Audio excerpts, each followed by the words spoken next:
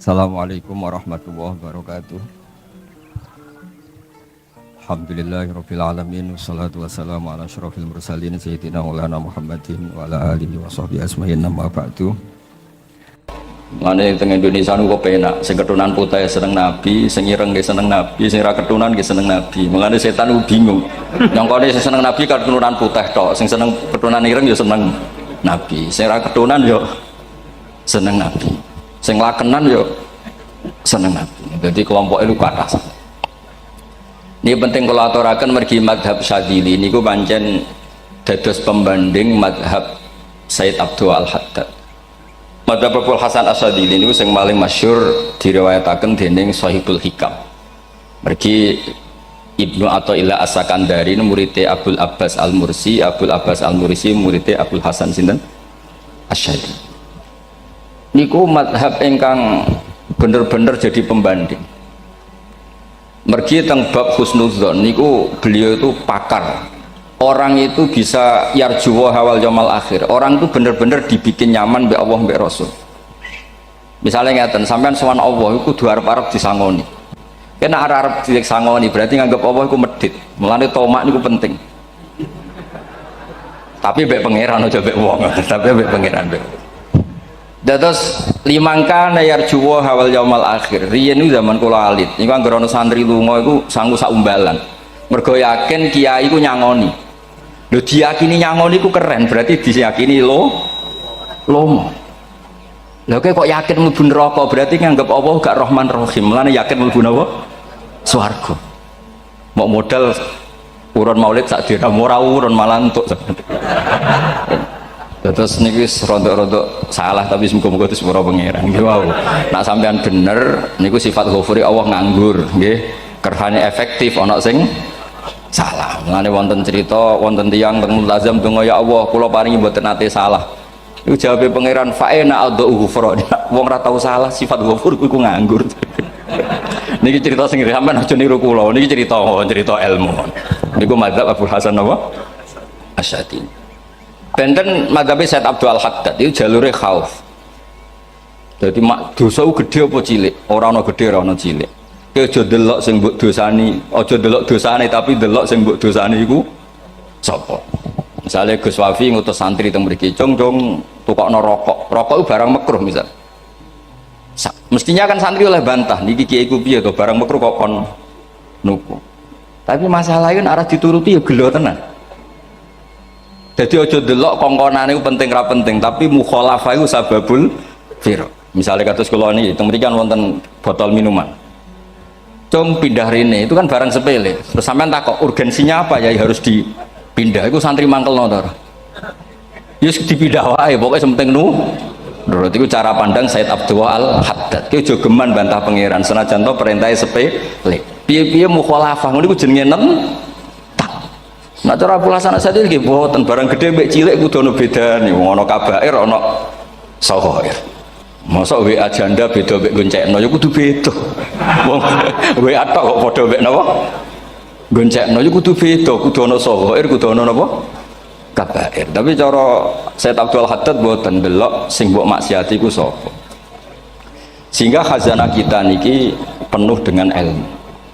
Mulane wonten bab ijtihad. Istihad niku ruangannya luas sekali. Ya kalau bolak-balik nyontokno. Kalau sakniki kan jare wong akeh kiai gedhe. Jare wong akeh kula kiai gedhe. Nek diundang manakipan tangga yo bingung. Ora teko sawane kiai gedhe sombong diundang wong cilik ora teko. Teko iku mahjubno kiai sing ora tau pahayu. Kuwi bingung. Nyatane kula ora teko nggih do matur nuwun Gus. Athok kula mboten lakon. Nah kula teko kan mesti ordere teng kula mboten. Cara sing tok pitik gedhe nggih kula, salam templek gedhe nggih kula. Berhubung kula ora teko ngresgeni tiyang kathah. Saiki misale wonten takok, kiai gedhe diundang musala cilik iku kesunatan teko apa makruh teko? Cara ijtihad, cara sampean makruh teko napa kesunat? Kula misale diundang ning Sragen ning musala Penceng. Kula niku sunat teko napa haram teko? Haram ya bener nggih haram ya. Setuju haram. Mergo mahjubno ya, haram setuju. Itu istihad. Istihad itu ranahnya itu karena nggak bisa ditebak. Istihad itu nggak bisa ditebak. Kalau gak ada cerita kata tentang istihad. Niki betapa umat Rasulullah umat sing bejo, pilihan-pilihan istihadnya dibenarkan. Masyhur tenggene cerita Bani Quraidah. Nabi ngendikan engkau kue jogeman sholat asar kecuali sampai neng kampung Bani Quraidah. Ternyata kurang 2 kilo atau 3 kilo matahari itu mau terbenam. Sebagian sahabat sholat sebelum sampai Bani Quraidah karena takut sampai Bani Quraidah sudah kodok nopo asar. Sebagian tetap sholat di Bani Quraidah meskipun sudah kodok asar. Ketika lapor Nabi semuanya dibenarkan. Semenjak itu ada pintu sing darani pintu nopo ijtihad. Mengenai kalau bolak-balik cerita, wonten kiayu nak tangkok, cung kowe ngaji wek sopo, ngaji kalian tiang niki. Kiaimu tahu nangis mboten, lereni ngaji wek kiai ra iso nangis, berarti atine atos.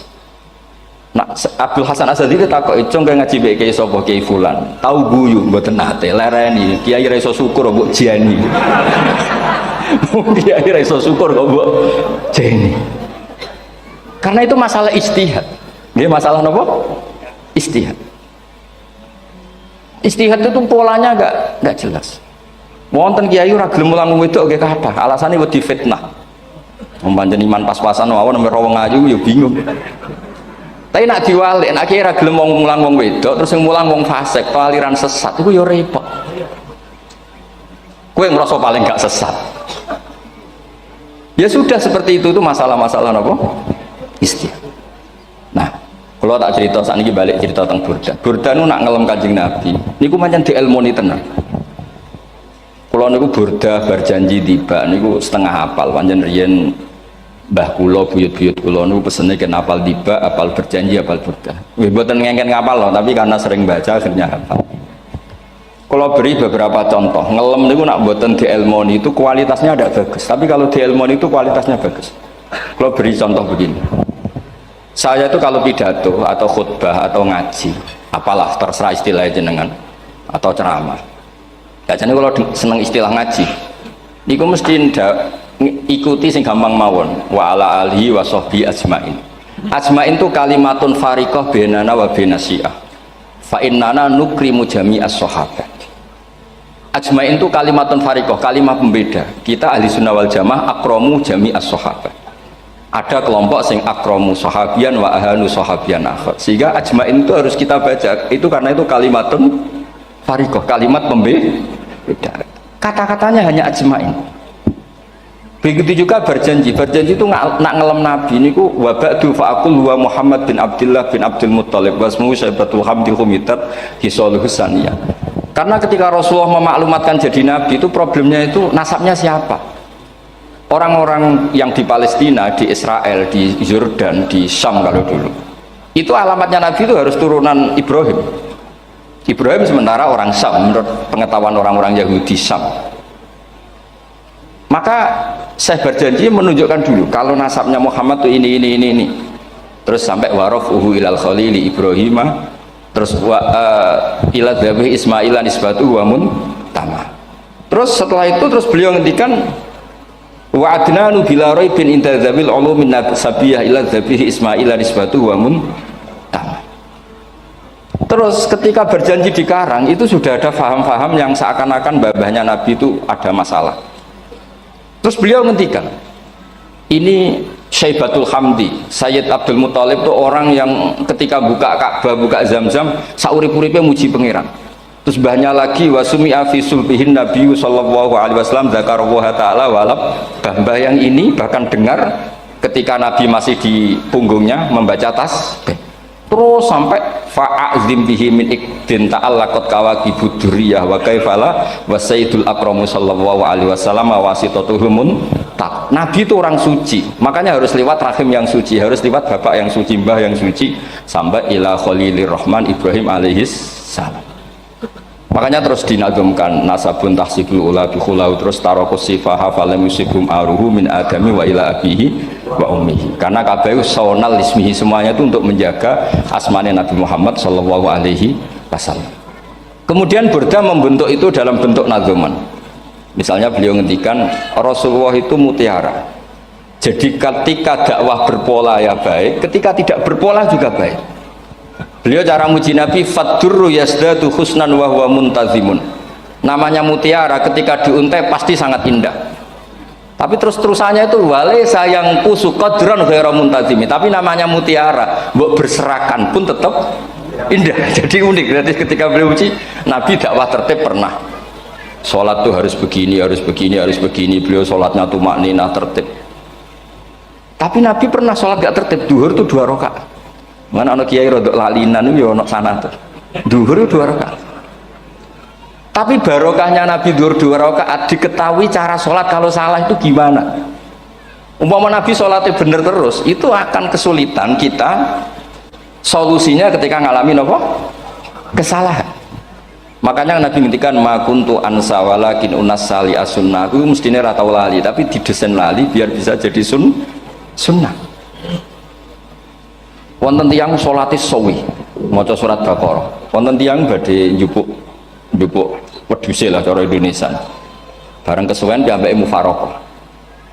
Walhasil Mu'ad matur Nabi, ini munafik di tengah-tengah sholat kok mufaraqah. Si penggembala unta ini juga ngeklaim, ya Rasulullah imam kita tidak benar, sholatnya kesuwen. Pikirannya wong ora bela imame. Ternyata Nabi gak bela sing ngangon. Afattanun anta ya Mu'ad. Wong imami wong seragen surat Baqarah wis pokoknya kulhu. Jadi Islam itu segampang itu, semudah itu. Sehingga wonten tiyang niku isane maca kulhu, rakaat lagi kulhu, saniyah nggih kulhu, pokoke kulhu sampai sok makmume ku mangkel. Waduh, si imam iki gak keren, mosok main apa? Kulhu. Dilaporno, ya Rasulullah ini imam yang kau tugaskan di kampung kami niku amen maca kulhu mau. Ditimbali be Nabi, kenapa kamu baca kulhu terus? Li'annaha sifatullah, karena itu sifatnya Allah. Maka saya senang mengulang-ulang sifatnya. Terus kata Nabi, saya barusan dikasih wahyu Allah bahwa Allah mencintai kamu karena kamu mencintai surat kulhu. Nah ini jasa yang seragam ini ku mawon. Hati maca timbang maca idza samsu kuwirat bulet nang tengah. Jajal ampun tak tes sakniki. Kiai paling pinter teng Sragen kon maca idza samsu kuwirat di depan umum. Mungkin nak dhewean roh tapi nang ngarepe Habib doa ngarepe Gus Wafi meriang nak muntir. Wah, ngoten niku kula ndek kanca niku imame level desa, bareng imami teng kecamatan salat Id. Mersiapno surat Tabarakalladzi biyadil mulk. Suwengi diapalo lanyah sampai hafid. Niku nyatane yo malah klirune fatal, malah lali ra maca Fatihah. Saking semangate ben ketok imam keren maca surat napa? Tabarak. Jadi yo ribet. Terus kula suwun seneng Nabi niku kados senenge para ulama. Niku nak nyipati Nabi niku gampang. Kula niki beto kitab Saraipun Burdah kalian Saraipun Barjanji. Niku kalau ngelem Nabi niku sederhana saja. Tapi itu yang mengena. Bisa ulang lagi niku sing mengena. Misalnya dawe Imam sing aran Risalah Qusyariyah. Tegene Bukhari ini cerita Bukhari. Nanti semua nabi ketika di akhirat tuh nafsi. Jadi roh prahara kiamat itu pun gak dinyali mau muni nafsi. Nabi ini cek kober ngendikan umat. Ketika semua nabi ku pelo wis ra iso muji pangeran. Nabi Muhammad di depan Allah tesih saged muji. Fa ahmaduhu bimahamida allamani ha rabbi. Ketika nabi lain sudah tidak punya nyali bilang alhamdulillah, Rasulullah masih punya nyali bilang alhamdulillah. Sehingga fa Muhammadun ahmadu min ghairi. Hampir semua ulama ngendikan ahmadu yang Muhammad itu afal tafdil. Fa Muhammadun ahmadu min ghairi. Ketika nabi lain sudah tidak bisa atau tidak punya nyali memuji Allah, Nabi Muhammad masih berani memuji Allah ketika mahsyar. Karena logikanya begini, kira-kira pikirannya nabi-nabi ini wis kiamat, berarti amal wis ditutup lah, buku wis tutup. Tapi pikirannya Nabi Muhammad boten ngoten. Allah itu tidak diganggu oleh apapun, tidak kena atau tunduk sama konstitusi apapun. Sampean ra iso ketemu Allah nih pun akhirat, jenengan pun boleh macam-macam nih, mun tutup buku boten saged. Rahmatnya Allah tidak bisa dibatasi oleh akhirat. Saya ulang lagi, rahmatnya Allah tidak bisa dibatasi oleh akhirat. Makanya Nabi tetap berani mengajukan syafaat meskipun sudah finish, sudah akhirat sudah finish. Sehingga Nabi muji-muji Allah, akhirnya Allah ngendikan ya Muhammad irfa' ra'sak wasal tu'tah wasfa'tu syafa'. Sudah Muhammad, kamu minta apa tak kasih. Saatnya beliau minta hak nopo syafaat. syafaat, disebut maqamam mahmud. Lan ini kula waos kitab kersane orisinil niki betapa sayangi Rasulullah sallallahu alaihi wasallam teng kita. Ketika nabi lain tidak punya nyali kecuali mikir dirinya sendiri, jadi ku punya ngendikan nafsi-nafsi, Nabi Muhammad tasih gada nyali ngendikan apa ummati. Itu bukti bahwa nabi itu nggak pernah nggak mikir umatnya. Wala sawfa yu'tika rabbuka apa? Fatar. Ini nabi cek jawab, fa la ardo wa wahidun ummati finnar. Kalau engkau memberi saya sampai saya puas, maka saya tidak puas dan satu dari umatku masih menjadi ahli napa? Jadi kalau waos nak sampean orang nangis ya kebablas ya. Niki cerita betapa Rasulullah Shallallahu Alaihi Wasallam niki jarang tiang maos niki kalau waos kersane tambah mahabbat Rasulullah Shallallahu Alaihi Wasallam. Terus niki kalau cerita ketika Rasulullah ketemu pangeran teng Sidratil Muntaha niku diredaksekno burdah nggih diredaksekno burdah fakhusta kulla fakharin ghaira mustarakin, engkau mendapat kehormatan yang tidak tersaingi. Fakhusta kulla fakharin ghaira mustarakin, jadi engkau mendapat kehormatan yang tidak akan tersaingi. Wajusta kulla maqamin ghaira mustahami atau wakhusta kulla maqamin ghaira mustahami, dan engkau mendapat satu derajat yang enggak mungkin tersaingi. Mustaham itu enggak tersaingi lah. Walhasil ternyata derajat itu apa? Gini ku ketika Rasulullah ketemu Allah Ta'ala teng Sidratil Muntaha niku Sayyidah Aisyah radhiyallahu anha tangklet, ya Rasulullah malladzi auha ilaika rabbuk idz qala fa auha ila abdihi ma auha. Qala ya Aisyah aturidina anta alami ma la ya'lamuhu Jibril wala Mikail wala nabiyyun mursalun wala malakun muqarrabun. Aisyah, bagaimana mungkin kamu tanya sesuatu yang bahkan Jibril itu tidak tahu, Mikail itu tidak tahu, dan semua malaikat yang dekat maupun nabi yang jadi rasul semuanya tidak tahu hubungan saya, kedekatan saya dengan Allah membicarakan apa. Niku sing dimaksud burdah kaima tafuza biwaslin ayya mustatarin, wonten sing maca ayyi mustatarin anil uyuni wasirrin ayya muktatamin. Jadi nabi ketika ketemu Allah di Sidratil Muntaha itu ada misteri yang hanya nabi yang tahu. Nabi niki ibu-ibu harus bangga, Sayyidah Aisyah jenenge bojo wanita tanglet. Ambek nabi itu sing ngeles. Itu rahasia yang Jibril saja tidak tahu, Mikail saja tidak tahu, masa kamu tanya? Niki khase wong putri ini. Ya Aisyah, as'aluka bi Abi Bakrin ila ma'alam tani. Gimana cara Jawa tak kadakno mertuamu nek gak gelem cerita. Terus kunane kuno niku nggih wong wedok niku saged ngancam niku. Jadi kamane wis ngancam. Aku lapor bapakku, aku digo mulih sampean ra bojo kapan. Rada ribet njenengan ngadepi wong wedok niku ra diribet. Terus faqala akhirnya Nabi cerita, tapi ya tentu tidak semuanya diceritakan. Inni lama kuntu qaba qausaini qultu Allahumma innaka adzabta al umam ba'duhum bil hijar wa ba'duhum bil masih. Oh ya, ini halaman 63 62 teng kitab Khasyatul Bajuri alal Burdah.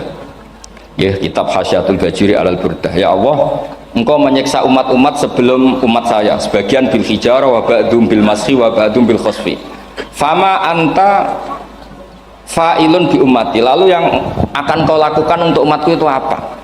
Reputasi jenengan sama orang-orang yang durhaka itu selalu menyiksa. Ada yang pakai batu, yang dilikuifaksi, ada yang pakai ini. Mosok umatnya kekasih jenengan podo ngoten. Berarti Nabi ku mun nego lah, nego supaya gak sama. Faqala unzilu alaihimur rahmah min ananis sama wa ubaddilu sayiatihim hasanat. Ndak, saya ndak seperti itu dengan umatmu. Waman sa'alani a'taituhu waman tawakkala saterusé. Terus wafid dunya asturu alal usad wa fil akhirah usyaffi'u kafihim. Orang-orang yang masih maksiat di dunia tak kasih hak tobat, dan nanti di akhirat tak kasih hak syafaat. Engkau tak kasih hak syafaat. Mulane ini penting dingertosi, pilih ukuran Nabi baik itu gampang nak sampean ngaji ngangge ilmu. Syafaati li ahlil kabair min ummati, sok syafaatku kanggo ngomong sing salah akeh. Wong Nabi ku ra melok dosa kok mikir nyafaati, nak rapi apike wong ra mungkin. Wong sing dosa aku sampean, sing salah sampean, sing mikir solusine Kanjeng. Nah, lho wong kok apikane ngono iku gak mungkin ta mungkin. Wong sing salah ku sampean, sing diutang yang sampean, sing kasus ku sampean, sing mikir Kanjeng. Nah, itu cara ulama ngelem Kanjeng Nabi. Mulane khodam tuhu bimatihin astaqilu bihi dzunuba umri madha fi syi'ri wal khodami. Dadi aku ngelem Nabi iku sebagai bentuk ngelem sing ndadekno dosaku ben disepuro pangeran. Misalnya kita suka Alphard, muji Alphard, suka Innova, muji Innova, suka kebun, muji kebun. Sing ribet tuh nak suka hewan, seneng kucing nggak ngelem kucing. Lu bareng ngelem Kanjeng Nabi kok ora iso. Lane jare Burdah, aku iku ngelem apa ya tau iso, mosok aku ora tau ngelem Kanjeng Nabi. Makanya terus beliau hidupnya, kemampuan syairnya didedikasikan hanya nggo ngelem Kanjeng Nabi Muhammad sallallahu alaihi wasallam. Makanya terus ngendikan wa huli kholasi khaira multazim. Saya dedikasikan kecerdasan saya untuk ngelem Kanjeng dan Nabi, dan itu solusi terbaik. Lalu nak ngelem Kanjeng Nabi kadang kebablasan, sampai dikritik banyak ulama karena kebablasan. Gini masyhur beliau ngendikan wala yadi ka rasulullah jahu kabi idzal karimu tajalla bismi muntaqimi. Wonten naskah sing tahalla juga wau teng mriki diwaos napa tahalla napa tajalla Gusti. Tahalla ya. Wonten naskah tahalla wonten tajalla artosipun ngeten. Ya Allah, nabimu ini engkau gelari nabi yang ar-raufur rahim, sebagaimana yang sering disebut Habib Ali Al-Habsyi. Jika nabimu itu ar-raufur rahim, maka ketika engkau mau menyiksa saya dengan atas nama engkau al-muntaqim, zat yang tukang nyiksa, yang menyiksa, maka gelar engkau kepada nabi yang raufur rahim itu kamu kemanakan?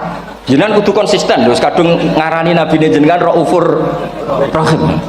Maka sifat jenengan yang muntakim jangan pakai dulu, karena saya ini umatnya Nabi yang kamu beri gelar Raufur Rahim. Paham tuh jenengan? Maksudnya ya ojo sida nyiksa wong kadung mbok arani Raufur Rahim. Dadi wala yadi ka rasulullahi jahu kabi idzal karimu tajalla tatahalla bismimun takim. Terus sekarang Burda jenenge Muhammad. Allah kadung janji wong sing jenenge Muhammad ora bakal disiksa. Sebetulnya maknanya ya Muhammad Sayyidul Anbiya nih. Tapi ketika ono panggilan Muhammad ke depan, Muhammad gak boleh disiksa. Jeneng kula nggih Muhammad. Terus Burdan saking yakine ngendikan fa innali zimmatan minhu bi tasmiyati Muhammadan wa huwa afal khalqi biz zimman. Gusti jenengan kudu eling nami kula niku Muhammad. Wong sing jenenge Muhammad itu ora oleh disiksa. Padahal maksudnya ora oleh disiksa kan kanjeng Nabi Muhammad, tapi piyambake namine Muhammad. Terus ngendikan malih in ati dzamban fama ahdi bimuntaqidi minan nabi wala habli bimunsorim. Gusti kula pun iman mbek jenengan. Iman itu nilainya tertinggi. Jenenge iman nilai tertinggi, maka iman nggak bisa dibatalkan hanya karena saya salah. Jadi pangeran kok diruwayu dipeksa kudu ngakoni nek dene umat Rasulullah sallallahu alaihi wasallam dan in ati lamun nekani ingsun dampan ing dosa. Fama ahdi bimuntaqidin, maka perjanjian saya dengan engkau tidak boleh dibatalkan. Itu termasuk hebatnya umat Rasulullah sallallahu alaihi wasallam, apapun salahnya niku tetap diakoni umat Rasulullah sallallahu alaihi wasallam. Mergo termasuk kelebihan Nabi niku gadah hak napa? Syafaat. Nggih eling-eling termasuk kelebihan Nabi niku gadah hak napa?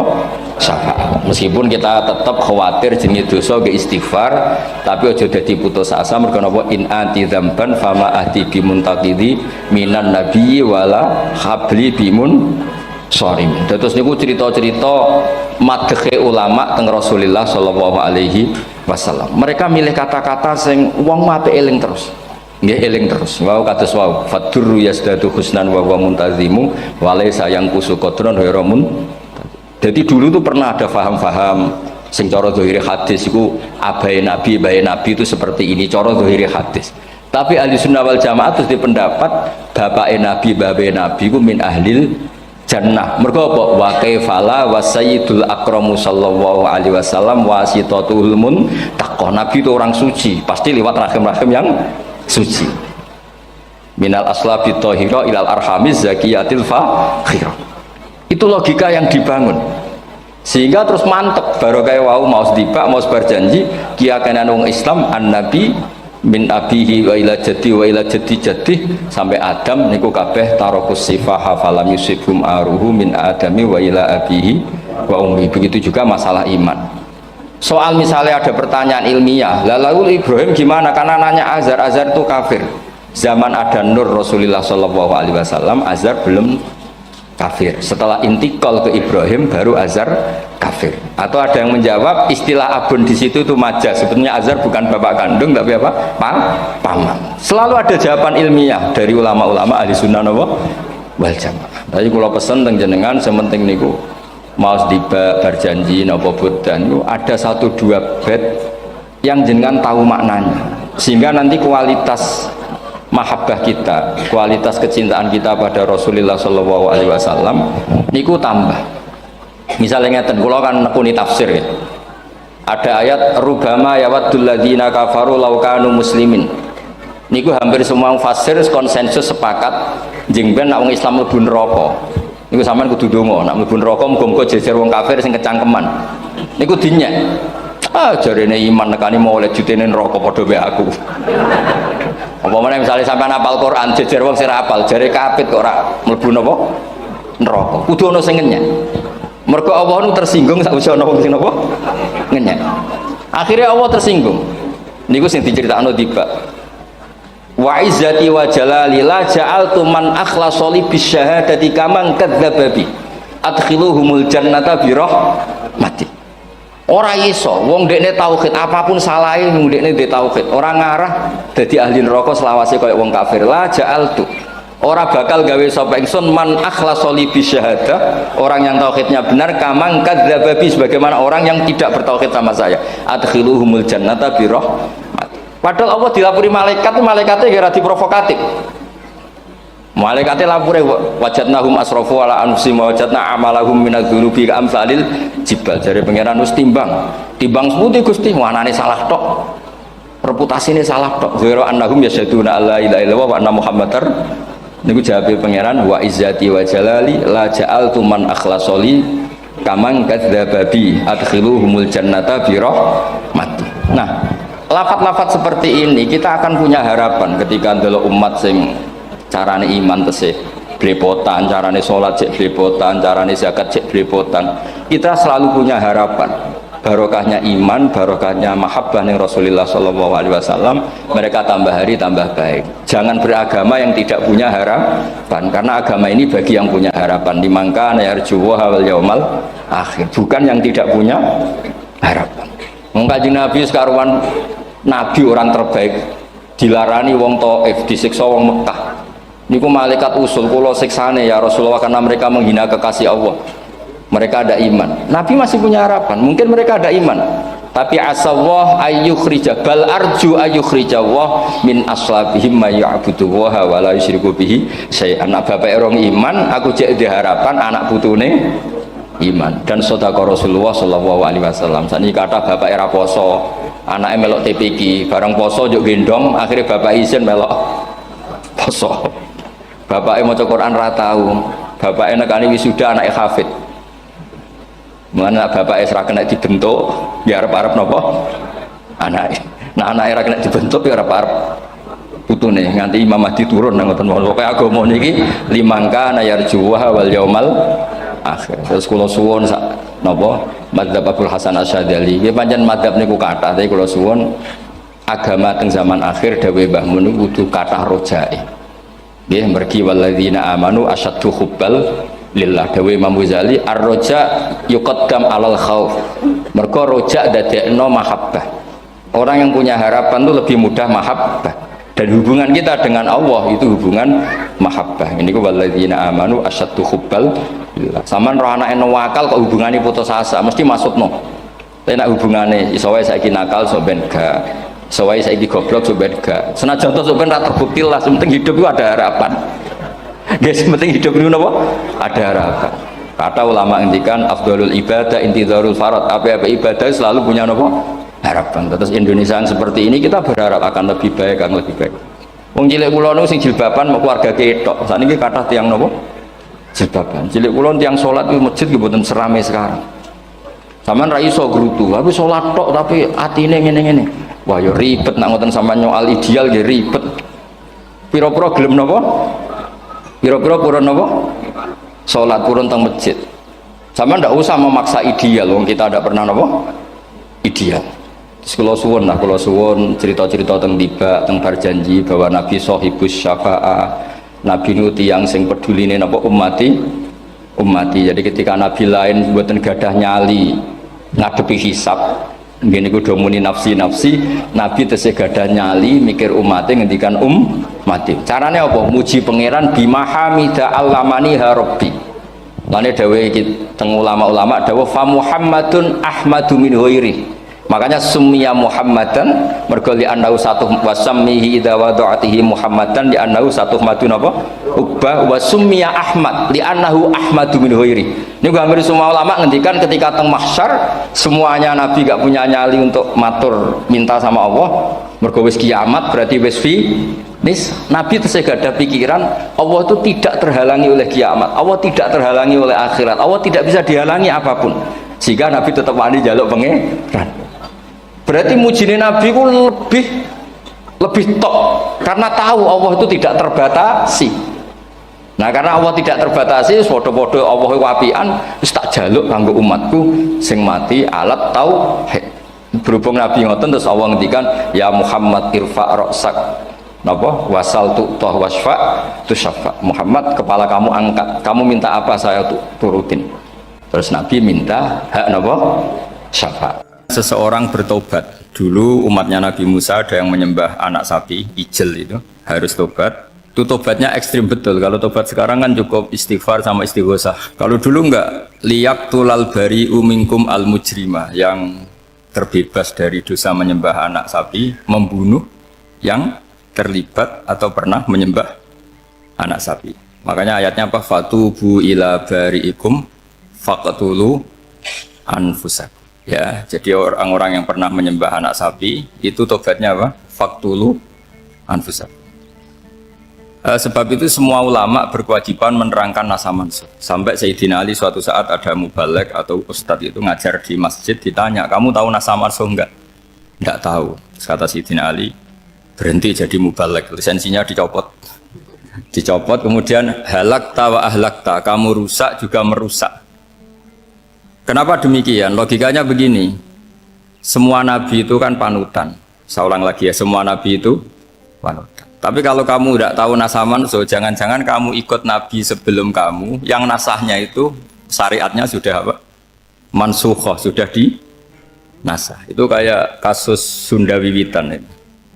Itu gak mau punya Nabi Muhammad karena kurang keren, kurang sepuh. Nabinya langsung Nabi Adam. Resikonya adalah beberapa aliran sesat itu, aliran yang kurang benar itu, zaman Nabi Adam kawinan otomatis sama saudaranya. Lalu masa sekarang kita membolehkan kawin sama apa? Kalau sama Nabi Adam mau tidak mau. Karena yang cowoknya ya bin Adam, putrinya binti Adam. Lalu Allah bikin satu sunnah yang suami istri itu harus beda, yaitu satu kandungan itu melahirkan satu pasang. Dan boleh dulu memang pasangannya orang jelek itu orang cantik, makanya agak sial itu yang perempuan-perempuan itu memang boleh dulu gitu. Kalau cantik itu kesunatannya dapat jelek gitu. Nanti sama-sama masuk surga karena yang cowoknya ibadahnya syukur, yang ceweknya sabar itu nanti sama-sama. Nah kebetulan si Qabil itu ganteng sekali Qabil. Berpasangan dengan Labuda itu jelek, gembrot, pokoknya tidak cantik. Enggak lah, kebalik. Qabil itu berpasangan sama Iklimah. Jadi Qabil ganteng, punya adik kandung namanya Iklimah itu cantik sekali. Yang Habil itu rapati apa? Berarti yang Habil apa? Ya rapati ganteng, berbarengan dengan Labuda juga rapati cantik. Nah karena tadi ya, berarti Qabil bareng siapa? Iklimah, Habil, Labuda. Maka untuk kawin ini nggak boleh satu kandungan. Jadi dulu karena nggak ada perbedaan ibu bapak, mau tidak mau beda. Yang penting beda. Yaitu akhirnya apa? Qabil dapat Labuda, yang Habil dapat Iklimah karena beda kandungan. Itu sudah cukup. Akhirnya kan nggak terima si Qabil. Masa orang ganteng dapat orang jelek. Jadi mulai dulu itu maunya orang ganteng ya dapat orang cantik, nggak terima. Tapi Allah ngatur seperti itu. Akhirnya terjadi percekcokan. Nah, dulu itu semuanya itu religius, sehingga ukuran percekcokannya masih religi, yaitu ya gini saja, kita ngadakan korban, yang diterima itu ya menang. Ya ternyata dalam kompetisi itu yang menang siapa? Habil. Akhirnya Habil jadi menikahi siapa? Iklim. Kalau sekarang kompetisinya kan siapa paling kaya ya menang, lebih gampang. Nah kemudian bayangkan misalnya, ya saya ini menerangkan asa mansuh. Kita semua sering ngomong, sering berkoar-koar, sering menyarankan atau mewajibkan para nabi itu panutan dalam semua perilakunya. Ternyata ada beberapa perilaku yang sudah dinasakh atau dihapus ketentuannya oleh syariatnya Rasulullah Shallallahu Alaihi Wasallam. Maka mengenali nasakh mansuh itu keharusan dalam ulumul Quran, ya. Makanya Allah mengatakan apa? Ma nansakh min ayatin aw nunsiha pasti na'ti bi khairim minha aw misli. Jadi saya nerangkan nasakh mansuh itu dua sesi. Satu sesi antar nabi, dua di internal syariatnya apa? Nabi. Sekali saja hari ini tok, sudah, setelah itu anggap pinter sudah. Kalau sudah jangan tanya lagi. Nah, ada beberapa lagi syariat yang masalah metode. Dulu Nabi Nuh itu dibolehkan oleh Allah saking mangkelnya sama orang kafir. Saya ulang lagi, orang kafir itu kan biadab sekali, nempat buminya Allah, makan rezekinya Allah, kemudian mengkafirkan Allah. Pikirannya Nabi Nuh, orang biadab gini nggak layak hidup, itu pikirannya Nabi Nuh. Kalau dia pakai militer, tidak punya militer, ya pakai langit akhirnya. Pakai kekuatan langit, beliau berdoa, Rabbi la tazar alal ardi minal kafirina dayyar. Innaka intazarhum yudillu ibadaka wala yalidu illa fajirong kafar. Ya Allah, mereka ini orang-orang kafir, padahal pakai bumi engkau, pakai rezeki engkau, matikan semua saja, jangan sisakan satupun. Karena kalau masih sisa, nanti anak turunnya ya gitu, gennya gendo ya pasti melahirkan gendo. Gen wala yalidu illa fajirong kafar. Kalau kamu sisakan pasti melahirkan generasi gendo lagi, kafir lagi. Dituruti sama Allah. Kecuali orang 80 yang ikut Nabi Nuh. Nah, orang 80 yang ikut Nabi Nuh ini selamat karena iman. Maka generasi yang sekarang ini termasuk saya semua ini semuanya turunan orang iman. Maka kita ini punya dua status. Satu, Allah kadang manggil kita ya Bani Adam karena faktanya kita turunan Nabi apa? Adam. Panggilan kedua adalah zurriyataman hamalna ma'nu. Orang-orang sekarang itu pasti turunan orang yang ikut perahunya Nabi Nuh. Jadi nasab kita ini sudah steril. Sudah tidak ada nasab lewat kafir karena yang kafir sudah habis. Semua orang sekarang itu turunan Nabi Nuh, yaitu disebut apa? Dzurriyyataman hamal nama. Itu sekitar orang 80. Nah, oleh Allah Subhanahu wa taala syariat seperti ini pernah dituruti, yaitu akhirnya mereka mati semua kecuali orang 80 yang mukmin. Tapi uniknya Allah apa? Era Rasulullah Shallallahu Alaihi Wasallam, Nabi kita Nabi Muhammad itu diutus rahmatan lil alamin. Ketika Nabi didustakan, diusir, disakiti, malaikat gunung, beberapa malaikat sing ahli adab spesial eksekutor lah, kira-kira gitu. Muhammad, kamu bilang saja ke saya, kalau kamu ingin orang-orang Mekah bujal CS, saya hancurkan. Tapi apa kata Nabi? Saya berharap kalau mereka belum iman, anak cucunya iman. Karena bagaimanapun sperma ya atau calon bayi atau calon keturunan itu kan ada fi aslabir rijal atau fi zuhurir rijal. Jadi kalau dalam ilmu agama itu gen manusia itu disimpan di zuhurir rijal di punggung lelaki, nanti dipindah ke arhamin nisa. Logikanya gini, ini dengerin ya, logikanya gini, misalnya Abu Jahal itu di situ ada orang namanya Ikrimah, itu anaknya Abu Jahal, itu orang mukmin. Akhirnya ya jadi orang alim. Abu Lahab itu di rahimnya di punggungnya ada perempuan namanya Darrah, akhirnya juga orang mukminah. Saya berikan contoh.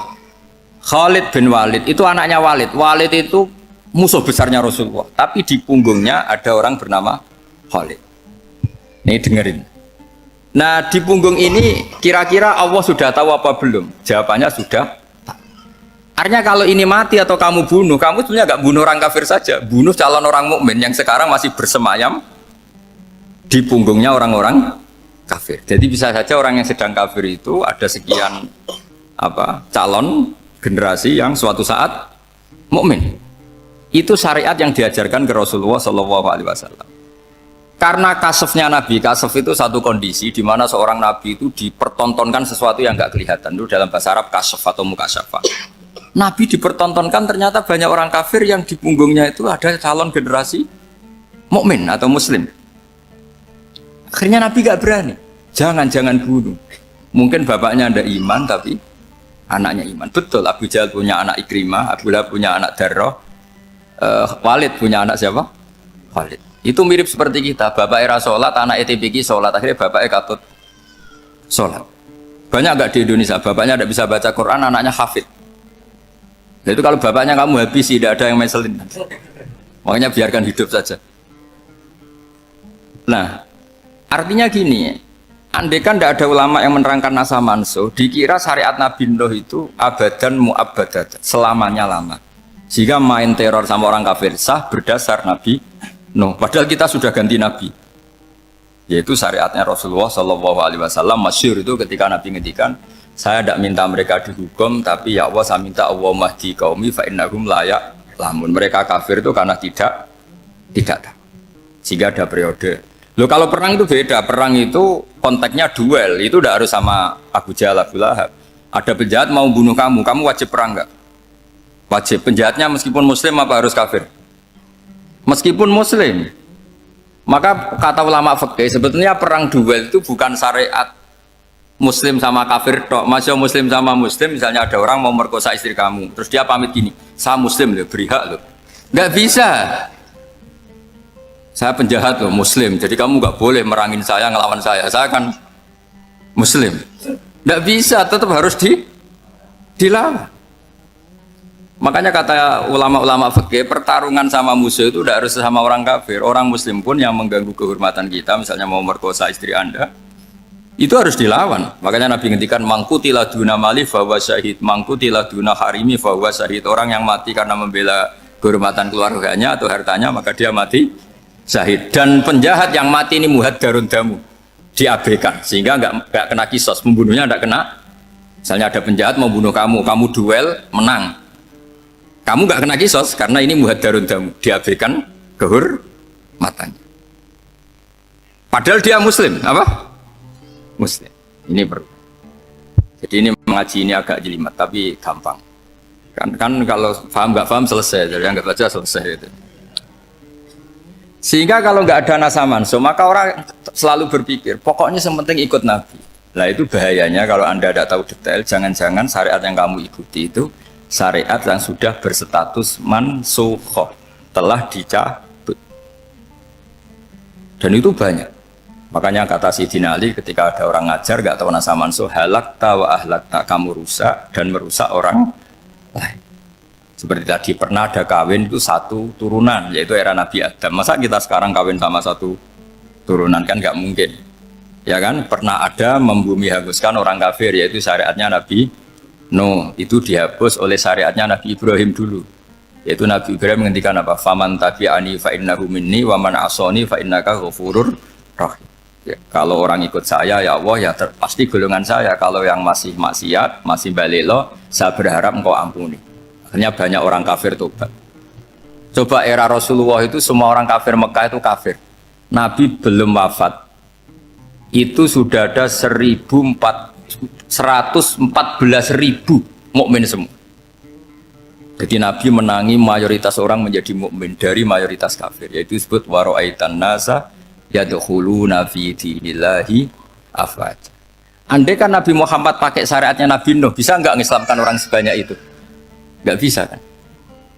Maka ini penting mengenali nasa mansuh. Jadi periode cara wong Jawa maksud no tuntas, Robila Tadar itu pasot tuntas itu menghabisi itu habis di periode Nabi siapa?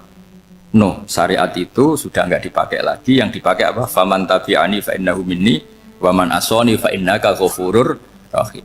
Lah Nabi Muhammad ini nabi yang kena khitab anit tabi millata Ibrahim hanif.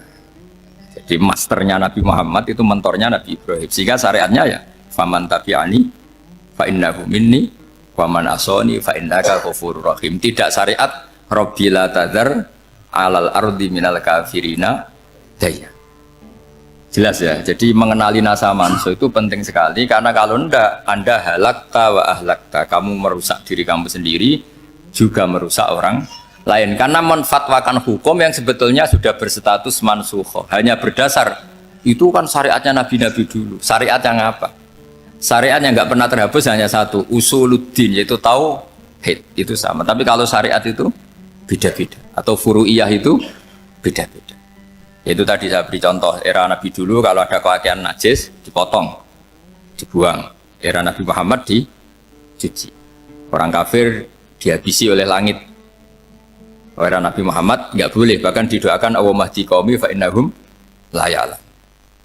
Di Qur'annya apa? Wa in ahadum minal musyrikin nastajaroka fa'jirhu hatta yasma'a kalamullah tsumma ablighu ma'mana. Jadi kalau ada orang kafir nggak boleh main dihabisin, mereka beri peluang untuk mengkaji kitabullah hatta yasma'a kalamullah. Kalau mereka sudah berpeluang ngaji, harus tsumma ablighu ma'mana, harus dijamin keamanan.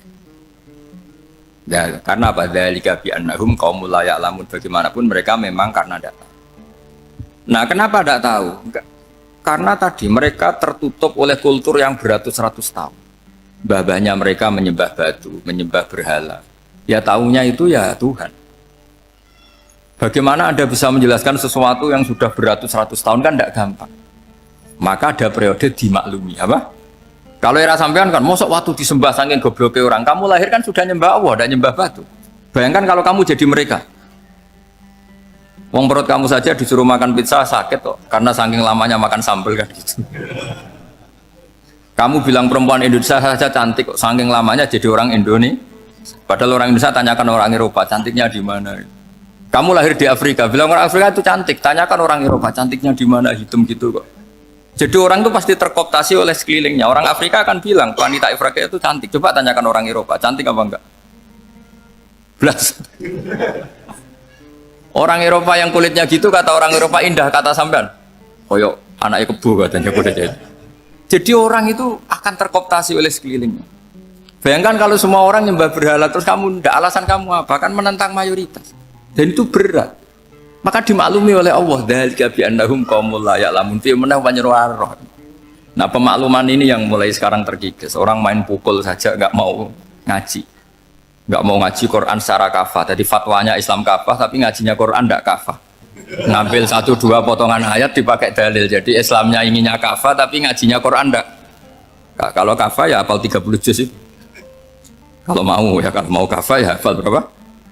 30. Makanya saya sering bilang, saya sering dinasihati orang karena belum tahu saya ini hafal Quran. Bapak harusnya Islam itu kafah. Kata saya ya dimulai dari konsep Islam itu kafah dulu, apa ya hafal Quran secara kafah. Jadi ini penting saya utarakan. Bahaya sekali orang mengenali Islam tanpa mengenali nasah mansukh. Karena beberapa syariat Nabi sebelum kita itu berstatus mansukh. Terus contoh berikutnya, ini nasah mansukh antar Nabi apa khusus internal Nabi? Antar Nabi aja nggak selesai nih sampai subuh aja nggak selesai. Contoh yang paling keren, mungkin cowok semua senang. Nabi Dawud dulu istrinya berapa? 99. Nah itu kalau masih halal itu kan berarti jenengan tuh punya istri berapa? Wah kan ngeri betul. Punya satu aja repotnya gitu, apalagi berapa? Punya 99. Terus kamu bilang gini, ini kan syariatnya Nabi Dawud, Nabi kan bisa diikuti. Pernah ada periode di mana seperti itu boleh. Jadi makanya mau tidak mau mengenali nasah mansukh itu harus. Kalau enggak ya kamu masih berkeyakinan boleh beristri berapa? Nah ini penting saya utarakan. Makanya Sayyidina Ali itu kalau ngetes calon mubaligh, kira-kira kalau Kemenak dulu inginnya apa? Sertifikasi apa? Mubaligh. Itu tanyanya gitu. Ta'rifun an-nassa wal mansukh, kamu apa tahu nasah mansukh? La. Jawabnya Sayyidina Ali, halak tahu ahlak tahu, kamu orang yang rusak. Karena tadi takutnya ada syariat yang sudah mansukh dipakai. Itu tadi misalnya kita ini tidak umatnya Nabi Nuh, tapi pakai syarat Rabbi la tadzar alal ardi minal kafirina. Terus ketiga begini, misteri manusia itu. Dan ini kita tidak pernah tahu sampai kiamat, tapi ini ilmu harus kita diskusikan. Misalnya saya ini namanya Bahauddin. Saya sekarang hidup sampai 2019 sekarang. Kan hanya Allah yang tahu berapa turunan saya sampai kiamat dan statusnya kayak apa. Donald Trump juga gitu. Donald Trump itu sekarang kafir, tapi kita tidak pernah tahu nanti turunan keberapa ada yang Muslim. Lah turunan yang calon Muslim ini diletakkan di mana kita tidak tahu. Yang jelas kalau kamu bunuh itu katut itu. Artinya gini, logika membiarkan orang kafir itu ya ada logikanya. Logika membunuh karena mereka mau membunuh kita ya ada logika fikihnya, karena kalau kita ada membunuh dibunuh. Makanya semuanya hukum ini terus bergantung al-hukmu yaduru ma'ilatihi wujudan wajib. Di sini terus dipertemukan. Makanya semua nabi itu kalau yang namanya membunuh pasti pas perang saja, karena ini kondisi yang memang pilihannya hanya dua, kalau nggak dibunuh ya membunuh. Ada duel lah. Maka ini butuh kajian fikih dan orang nggak boleh subjektif dalam hal ini. Saya ulang lagi, tidak boleh subjektif karena tadi orang yang kamu katakan sekarang misalnya Zaid, kamu itu bodoh sekali. Kenapa bodoh? Nggak hafal Quran, nggak pernah kuliah, nggak pernah ngaji. Ternyata Zaid ini bersemayam calon anak yang alim alama hafal Quran, namanya Umar, tapi masih jadi sperma. Suatu saat Zaid itu punya anak alim alama, kan banyak orang tidak bisa baca Quran punya anak hafid, banyak nggak di Indonesia? Banyak nggak petani yang punya anak dekan? Petani punya anak dekan, yang dekan punya anak naik kelas saja susahnya bukan main. Banyak kan? Nah ketika dibalik nanti ada dekan punya anak goblok, yang petani punya anak dekan, pinter mana? Kita tidak pernah tahu, makanya ini kan ya sudah, kalau nggak pernah tahu ya bilang saja wallahu alam, kan selesai, daripada keminter keliru kan ada wallahu alam. Makanya cerita favorit guru saya Kiai Haji Maimun Zubair itu punya apa namanya Kiai Zubair, itu cerita favoritnya itu ada santri namanya Soleh. Soleh itu alim alama. Orang Madura itu cara berpikir kan kalau kiai saja alim seperti itu apalagi bapaknya. Pas bapaknya main ke pondok, santrinya ada ribuan, bapaknya main ke pondok itu sholat itu ya gak bener, gak sesuai sunnah Rasul lah kira-kira gitu. Sudah sholat itu gak bener, apa-apa gak bener, masih ditakwil sama santri Madura, karena orang Madura itu kultus. Mungkin khilaf itu satu khusus, pokoknya perlakuan khusus. Suatu saat saking bodohnya orang itu, kenceng tuh pikir musola. Wah ini gak bisa ditakwil lagi, akhirnya gak bisa ditakwil tuh gak. Wah ini sudah gak bener ini, gak bener. Singkat cerita santri tadi gak kuat matur ke kiainya, Pak Yai, jenengan sealim itu kok bapaknya segoblok itu. Kenapa? Dia kenceng pikir musola. Oh bapak saya itu pinter sekali. Kok bisa? Karena beliau yang memutuskan saya mondok sampai saya jadi alim alama seperti ini. Yang bodoh itu mbah saya. Yang bodoh itu mbah saya.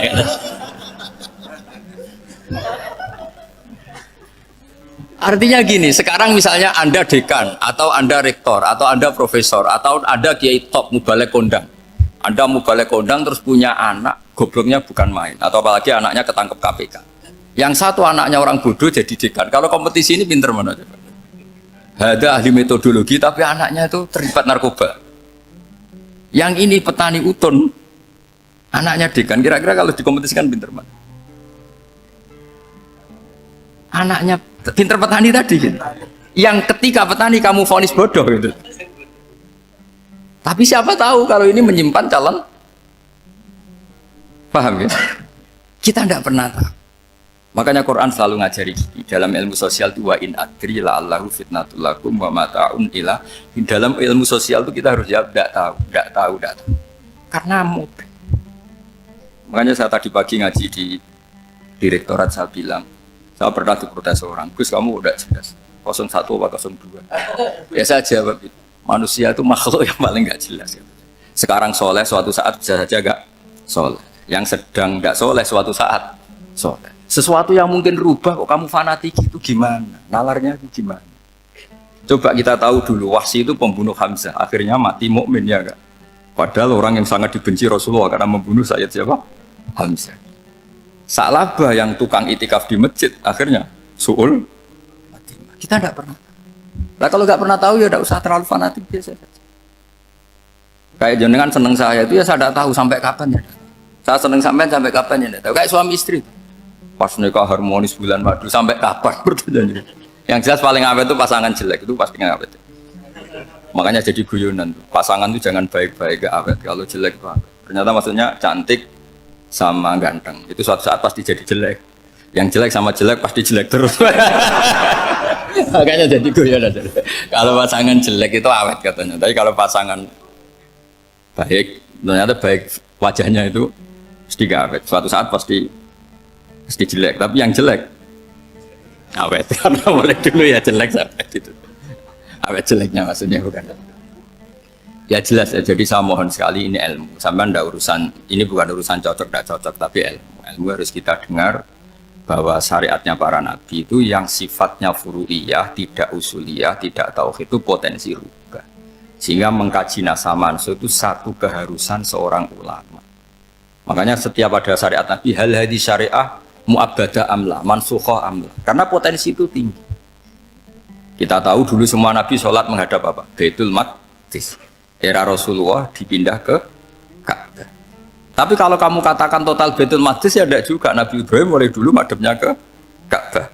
Tapi kalau Nabi Musa ke Baitul Maqdis. Terus kamu bilang ini 01, 02 ya ada memang syariat jadi sesuatu yang furu'iyah. Nah, kenapa ini furu'iyah? Jawabannya sederhana. Ketika seseorang menghadap Ka'bah itu menghadap batu apa menghadap Allah? Allah. Ketika menghadap Baitul Maqdis hakikatnya menghadap Allah apa menghadap Baitul Maqdis? Allah. Maka menghadap Ka'bah itu sebenarnya masalah furu'iyah. Yang masalah usuliyah adalah inni wajjahtu wajhiya lilladzi fataras samawati wal ardh. Yang permanen adalah menghadap Allah Subhanahu wa taala. Cuma secara prosedur syariatnya secara zahir menghadap Ka'bah. Maka potensi rubah karena ternyata itu furu'iyah, untuk kiblatnya itu furu'iyah. Yang permanen adalah menghadap ke Allah Subhanahu wa taala. Ini penting ya. Jadi terus sekarang masih antar nabi apa di internal nabi? Ini sudah mau selesai ini waktunya, sudah habis ini. Internal. Ini sudah selesai ini sudah pas. Mohon Pak Andi. Oh.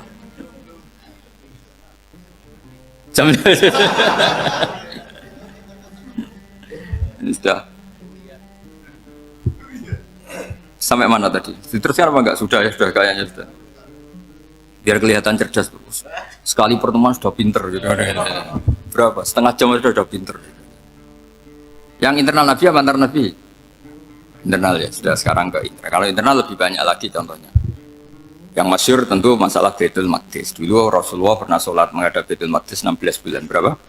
16 bulan, kila 17. Pokoknya khilafnya hanya 16 dan 17. Kalau ada bilang 10 bulan berarti gak pernah ngaji. Khilafnya, karena khilafnya itu hanya 17 sama 16. Akhirnya sama Allah diminta, disuruh menghadap ke Ka'bah. Saya ulang lagi, itu tetap masalah antar nabi sebetulnya. Begini, makom itu kalau dalam bahasa Arab bukan kuburan. Kalau di Indonesia kan makomnya Sunan Bonang itu kan kuburan. Kalau makom dalam bahasa Arab itu sesuatu yang pernah dipakai singgah itu namanya apa? Makom. Lalu Rasulullah itu pertama di Medina itu madhab Baitul Maqdis itu 16 bulan. Orang Yahudi senangnya bukan main. Sampai mereka bilang gini, Muhammad tuh gaya-gaya nantok punya agama baru. Tapi kiblatnya ikut kita. Baguslah anak itu katanya. Masih tahu diri katanya. Bagus katanya itu masih tahu diri. Jadi senangnya bukan main orang Yahudi. Karena kiblatnya Muhammad sama dengan mereka. Ya tentu mereka jangkar Muhammad, bukan Sayyidina Muhammad atau Rasul Muhammad karena mereka masih gak iman. Nabi itu ya agak tersiksa karena beliau secara gen turunan Nabi Ibrahim dan kiblatnya Ibrahim itu Ka'bah. Agak tersiksa tapi sami'na wa ata'na tetap madhab ke Baitul Maqdis berapa? 16 bulan. Suatu saat Nabi Muhammad itu disuruh madhab Ka'bah. Ini dengerin. Akhirnya madhab ke Ka'bah. Apa yang terjadi? Orang Yahudi komentar gini, Muhammad itu gimana? Dia di perantauan, rindu sama keluarganya. Terus rindunya itu diaplikasikan jadi perilaku agama. Jadi dia madhab Ka'bah dianggap kangen. Kayak saya kan orang Rembang. Rembang itu apanya Jogja? Timurnya apa? Nggak, Jakarta itu mana Jakarta itu?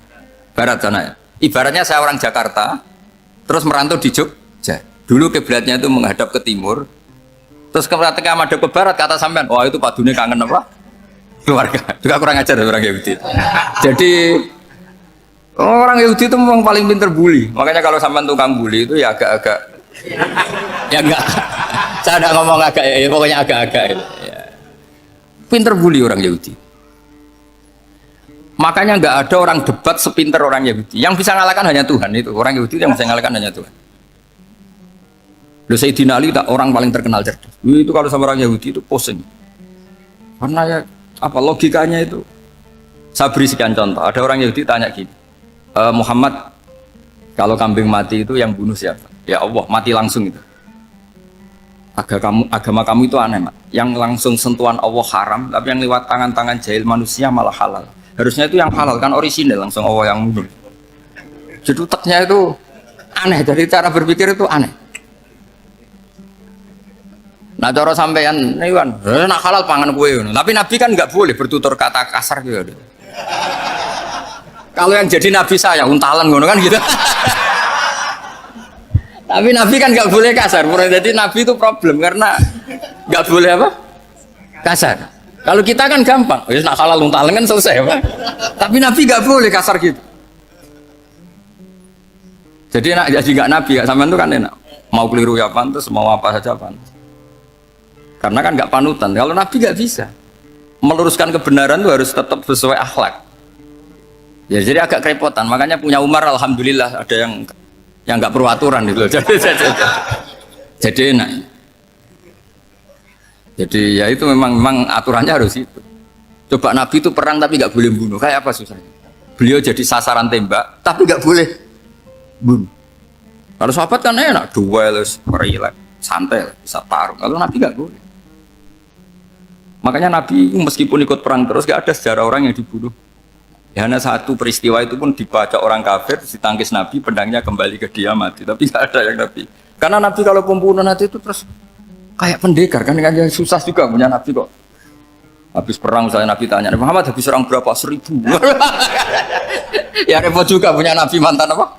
Pembunuh, meskipun yang dibunuh orang kafir. Tapi kan kayak apa ya? Fitrah manusia itu akan menolak kepemimpinan orang yang gitulah pokoknya nggak bisa diterangkan itu. Makanya Nabi itu nggak pernah bunuh, meskipun kayak apa musuhnya tapi nggak pernah bunuh. Untungnya di sekeliling orang-orang yang tadi. Jangan bilang tuh suka bunuh ya, pokoknya perang gitu ya. Perang dengan bunuh itu beda loh ya. Kalau perang itu fair apa? Sampai mana tadi? Nabi Ibrahim ya. Makom tadi saya ulang lagi. Nabi Muhammad menghadap ke Baitul Maqdis itu hanya Allah nuruti. Ini loh Nabi betul. Tahu betul bahwa di antara syariat adalah Baitul Maqdis karena semua Nabi pernah berkiblat Baitul Maqdis. Tapi Nabi ketika menghadap ke Ka'bah, Nabi juga dibilangin sama Allah. Ini loh syariat yang benar karena Ka'bah juga kiblat sing aktaku, lebih tua ketimbang Baitul Maqdis. Maka disebut Ka'bah Atiqah. Ilal Baitil Atiq. Kalau Quran bahasakan Ka'bah apa? Wal yatawafu bil Baitil Atiq. Atiq itu tua sekali. Ya, sudah. Ketika berstatus tua itu orang Yahudi seneng, mergo roh kelirune Muhammad. Mereka nantang, Muhammad ayo debat terbuka. Nabi rawuh. Bagaimana Anda bilang Ka'bah itu kiblat tertua? Wong Ka'bah itu pertama yang menghadap sana itu ya kamu. Semua Nabi menghadapnya ke Baitul Maqdis. Terus Nabi Muhammad mulai berargumentasi ilmiah tadi. Enggak, Ka'bah itu kiblatnya Ibrahim. Jadi Ibrahim dulu itu yang mulai dulu kiblatnya itu di Ka'bah. Terus orang itu tanya buktinya apa? Terus dijawab fihi ayatum bayinatum maqam Ibrahim. Ternyata di situ ada jejak kakinya Nabi Ibrahim, yaitu batu yang diinjak beliau ketika bangun Ka'bah. Itu argumentasi ilmiah. Lah barang orang Yahudi kehilangan ilmu itu gobloknya orang Yahudi. Makanya yang bisa mengalahkan Yahudi hanya Allah Subhanahu wa taala. Luang Ibrahim saja golongan kita, pengikut kita. Ibrahim itu pengikut Yahudi.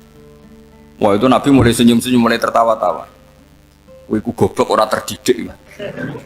Karena itu ibaratnya kayak kamu bilang Soekarno itu pengagum Puan Maharani. Kira-kira seperti itu. Soekarno itu pengikut Puan. Karena Yahuda itu Yahuda bin Yakub bin Ishak bin Ibrahim. Saya ulang lagi ya, nasabnya Yahudi ya Pak. Yahuda bin Yakub bin Ishak bin Ibrahim. Jadi Ibrahim itu mbah keempat dari Yahuda. Tapi karena mereka kalah debat, Ibrahim itu pengikut Yahudi, itu sama dengan bilang apa? Soekarno itu pengikut Puan Maharani. Itu kan jadi aneh. Atau Gus Dur pengikut Mbak Yeni, atau Basim Masari pengikut Mbak Yeni, itu kan aneh. Wah, akhirnya sama Allah diingatkan. Makanya ada ayat ha antum haula hajjatum fi malakum bi ilm falimatu hajuna fi ma laysa lakum bi ilm. Perjanjian debat ini semuanya harus ilmiah. Tapi kenapa perdebatan Anda malah ndak ilmiah? Karena orang Yahudi iftadohu, malu semua. Wah, semuanya Muhammad. Itu satu-satunya kekalahan orang Yahudi. Tapi ayat-ayat seperti ini itu enggak populer. Ayat ha antum haula'i hajjtum fi malakum bi ilm falimatu hajuna fi ma laysa lakum bi. Jadi Islam betapa hebatnya Islam. Kalau debat harus ilmiah. Dan Kanjeng Nabi menantang, ini perjanjian kita debat ini ilmiah. Kenapa sekarang jadi tidak ilmiah? Yaitu kamu mengatakan Ibrahim itu pengikut Yahudi, padahal Ibrahim dengan Yahudi itu dulu Ibrahim. Hanya Yesus kalah, mat. Tapi tetap ra Islam. Tapi nah, makanya terus Ka'bah dibuktikan ketuaannya lewat apa? Fihi ayatum bayinatum maqamu Ibrahim. Itu bukan makam kuburan. Karena makamnya Nabi Ibrahim tetap Hebron, tempat Palestina. Kira-kira itu Palestina. Jadi Israel jangan Israel, bola menang di. Jadi Israel jangan Israel, jadi Palestina nih. Saya pernah ziarah ke sana di Hebron, di makamnya Nabi siapa? Ibrahim. Jadi jelas ya. Jadi nasa mansu itu ketentuan yang dikehendaki Allah Subhanahu Wa Taala untuk menguji loyalitas manusia, menanggalkan semua akalnya. Makanya saya mohon sekali siapapun yang ngaji saya dimanapun, sekali-kali manusia itu harus menanggalkan akalnya. Sekali Anda pakai akal, maka Anda akan ingkar dengan nasa mansu. Nasa mansu itu hukum yang direvisi, yang dibatalkan. Makanya orang Yahudi lagi-lagi pinternya orang Yahudi. Merovokasi orang-orang yang Islamnya belum kuat, diprovokasi gini. Ungzuru ila Muhammadin tahayyara fi din yukhillu yawman wa yuharrimu ukhra. Lihat itu Muhammad, dia kebingungan cara beragama. Kadang bilang A, besok bilang B. Jadi nasa mansub dianggap satu bentuk kebingungan, kurang ajar. Wah, akhirnya sebagian orang yang murtad. Makanya nasa mansub itu satu peristiwa yang menjadikan banyak orang murtad. Karena diprovokasi orang Yahudi bahwa itu bentuk kebingungan Muhammad. Akhirnya terus saya qulu sufa minan nasi ma wallahum an qiblatimul lati kanu alaiha. Nah, kelirunya orang Yahudi adalah ternyata nasa mansub yang dipilih Rasulullah itu semuanya ada di Taurat dan Injil. Termasuk di Taurat dan Injil disifati dan Nabi yusolli ilal kiblatin, bahwa Nabi ini akan bersolat dengan dua kiblat. Makanya tetap ditantang. Qul fa'tu bitaurati fatluha in kuntum shadiqin. Kalau kamu tidak percaya bahwa saya ini orisinil, ayo bareng-bareng mengkaji Taurat. Tapi mereka tidak siap mengkaji Taurat. Karena Taurat semuanya mendukung Rasulullah Muhammad SAW. Fatluha in kuntum shadiqin. Makanya ini penting sekali ngaji. Jadi perdebatan itu macam-macam. Dan itu pinternya orang Yahudi. Ungzuru ila Muhammadin tahayyara fi dini yukhillu yawman wa yuharrimu ukhra. Ini penting sekali. Makanya nasa mansu itu uji loyalitas. Itu Imam Malik kalau mencontohkan ke Imam Syafi'i. Saya berisikan contoh fikih. Ini saya melanggar waktu. Ini sudah berapa? Saya yang tidak mengesahkan diri saya. Ya misalnya ini ya, ini kertas saya bawa ya, ini kertas saya bawa. Terus ini tak kasih uang misalnya. Uang 100.000. Atau kalau contoh Imam Syafi'i dulu dididik Imam Malik begini. Ya Syafi'i, kalau kamu punya dua budak, dua pembantu, kalau dulu kan masih ada budak, dua pembantu lah kira-kira. Seneng mana, yang cerdas sama yang goblok? Seneng yang cerdas. Kalau yang nurut sama yang bantahan, seneng yang nurut. Lah yang nurut itu yang goblok. Makanya tinggal dibalik saja. Kamu tak beda ya. Seneng mana punya istri yang cerdas apa yang goblok? Coba jawab. Atau ibu-ibu mbak-mbak ini, senang mana punya suami yang cerdas atau yang goblok? Kalau cerdas gak bisa diakali, tapi goblok nurut tapi ya kadang sini-sini kadang-kadang sini. Nah, itu kan antar manusia. Masalahnya kita menghadapi Allah Subhanahu Wa Taala yang semua kita pasti bodoh. Kita menghadapi Allah Subhanahu Wa Taala yang semuanya kita pasti bodoh. Allah jelas ngendikan wa kanal insanu dzaluman. Jauhlah manusia itu banyak dolimnya. Dolim itu sifat mubalaghah. Kalau orang dolim sekali dolim, kalau sering zalum, kalau jahil biasa jahil, kalau banget jahili jahul. Bahasa Arab kan gitu memang. Ghafir pengampun biasa, kalau ghafur selalu mengampuni. Syakir, makanya sifatnya Allah Taala ikut wazan faul semua. Ghafur, syakur, atau diikutkan wazan faal.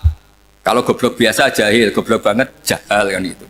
Kafir biasa kafir, kalau kafir banget kafar. Ya, jadi wazan balagha itu bisa faal, bisa faul ya. Kafirin, kafar atau kafur. Paham ya? Malah ngaji nahwu. Ya tapi ini memang perangkatnya ya. Ini kan perang mau tidak mau. Makanya misalnya Allah tidak suka kulla kafarin banget kafir ya Pak. Paham ya? Kulla khawanin banget khianate. Kalau khain khianat biasa, kalau khawan sering khianat. Nah manusia itu kata Allah apa? Zaluman.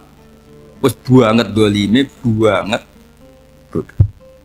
Itu kalau yang ngarang hikam mencontohkan tuh gini, manusia itu pas bener saja salah, apalagi pas salah. Jadi manusia itu kata imam yang ngarang hikam itu, man itu kanat mahasinhu masawiyah, fakih fala takunu masawihi masawiyah. Ketika baik saja buruk, apalagi ketika buruk. Coba kalau ada orang dermawan sama teman-temannya, tanyakan istrinya, duit dihambur-hambur, disekno konco ngalono bojo. Mesti gitu. Teman yang sering silaturahim ke teman-temannya, kata temannya baik, senang silaturahim, tanyakan istrinya, oh meninggali wong. Jadi manusia pas baik saja ada buruknya, apalagi pas buruk. Makanya dulu bapak saya ngajarin saya istiqomah ya apik ya, tapi kadang-kadang nak keterusan itu istiqomah ngangkangi orang dia tidak punya kesempatan. Misalnya ada imam masjid imami terus sampai tua sampai mau mati, itu istiqomah apa tidak memberi peluang yang lain? Tidak jawab. Jadi itu manusia, jadi pas baik saja buruk, apalagi pas buruk. Kayak saya gini di sini ngajar baik, tapi saya ada sopannya harus di atas. Padahal banyak orang sepuh, ada Pak On, ada beberapa yang kan terpaksa nggak sopan. Tapi sama yang nyuruh, berarti sama yang dosa. Kemarin saya minta di bawah supaya ganjaran saya utuh, ini gara-gara begini ganjaran saya ini agak terkredit apa terdebat itu karena itu. Saya teruskan. Jadi manusia itu punya sisi itu karena manusia itu dzalum dan apa jahil. Wa kanal insanu dzaluman. Problemnya ini ngadepi Allah yang selalu pinter, yang kita selalu bohong. Misalnya gini, kamu ditanya Allah. Ini contohnya Imam Malik. Ikla hadi sokhroh fa inna tahtaha dhahaban. Coba bongkahan batu itu kamu angkat, di bawahnya ada emas. Lalu budak yang pinter berlogika, oh disuruh buka itu karena ada emas toh. Berlogika. Kalau budak yang goblok enggak, ya disuruh ya diangkat saja. Ada emas apa enggak karena perintah ya diangkat. Yang satu nurut karena perintah, yang satu nurut karena ada emas, ada sesuatu. Logikanya suatu saat Tuhan tuh hanya bilang gini tok, ikla hadis sokhroh, batu itu angkat. Yang nurut yang goblok permanen tadi kan langsung ngangkat. Yang pinter, ini ada apa lagi Gusti kok harus diangkat? Ya gak ada apa-apa, nyuruh saja kata Allah gitu. Oh ada bisa, sesuatu harus ada alasannya. Itu kira-kira mangkel loh agak. Oh mangkel. Nah, logikanya manusia seperti itu. Makanya dua murid pinter, di rakyat pinter, presiden ya susah mesti demo. Goblok ya susah di sini uang. Ini kan nggak ada pilihan. Memang manusia itu nggak ada pilihan. Nah sekarang masalahnya gini di fikih ini, saya kembali lagi ke fikih. Pertanyaannya secara fikih begini, misalnya iddah. Iddah itu seorang perempuan ditinggal mati suaminya atau ditinggal atau cerai. Itu kan ada namanya apa? Iddah. Iddah itu memastikan apa tujuannya? Memastikan rahim itu steril dari mani atau sperma zaut awal. Supaya nanti kalau dinikah orang lain tidak terjadi ikhtilatul nasab. Oke, berarti iddah kita beri argumentasi secara ilmiah li baro'ati rohmi. Jadi misalnya Zaid menceraikan istrinya Sri dalam keadaan masih bisa haid. Iddahnya 3 kali masa suci. Wal mutallaqatu yatarabbasna bi anfusina salah satu guru. Lalu karena secara teori medis kalau haid berarti bukti tidak hamil. Apalagi kalau haidnya terulang-ulang sampai 3 kali pasti tidak hamil. Sehingga kalau nanti dinikahi orang lain pasti kalau ada anak ya anaknya zaud sani atau zaud kedua. Berarti alasan iddah li baro'atir rohmi. Oke, kita sok pinter, sok bijak. Pertanyaannya adalah sekarang sudah baru 1 bulan suaminya di Malaysia nggak pernah ngumpuli, dicek di medis juga berbukti tidak hamil. Apakah boleh tanpa iddah? Semua ulama mengatakan tidak boleh. Tapi ini kan rahimnya jelas bersih. Ya karena iddah itu nuruti perintah pangeran, pokoknya tetap iddah 3 kali masa suci. 3 kali masa suci atau masa haid, itu ada perdebatan ulama. Tapi kan ini terbukti bersih Gus. Meskipun terbukti bersih, kata Allah harus iddah 3 bulan atau berapa? Kira-kira 3 bulan, 4 bulan ya tetap harus iddah. Kowe milih mana? Sok pinter. Gusti, berhubung ini, pangeran buat terang gitu. Berhubung ada apa-apa, ndak usah ya. Kira-kira mangkel ndak budak yang seperti itu? Mangkel. Maka dibutuhkan kebodohan dalam beragama. Betul itu memang. Makanya Nabi itu unik. Pernah bilang itu gini. Aksaru ahlil jannah al-bulhu. Aki-aki penduduk swarga itu al-bulhu, wong goblok-goblok. Maksudnya goblok yang jenis ini, bukan goblok betulan. Maksudnya goblok jenis ini itu ya tetap pinter, tapi pinternya dibuang. Pura-pura goblok demi samina. Jadi saya misalnya kok pinter dan goblok tadi sekaligus. Pinter dan goblok. Ya bah, ikhla hadis sokhra fa inna tahta hadaban. Tak angkat karena saya tahu di bawah ada emas. Tapi di hati saya sajane ya mergo perintah. Suatu saat kok disuruh Allah ikhla hadis sokhra, perintah ya tak angkat ya sudah. Jadi ya pinter ya goblok. Saya tahu namanya perintahnya Allah pasti ada hikmahnya. Hikmahnya itu adalah libaro atir rohmi. Tapi hikmahnya jadi kawulo adalah nurut perintah Allah, cek tahu alasannya maupun tidak. Nah, di sini ada illatul hukmi untuk membangun kecerdasan, tapi ada loyalitas untuk membangun ubudi. Ya, bahwa kita ini kawulo roh tetap loyal.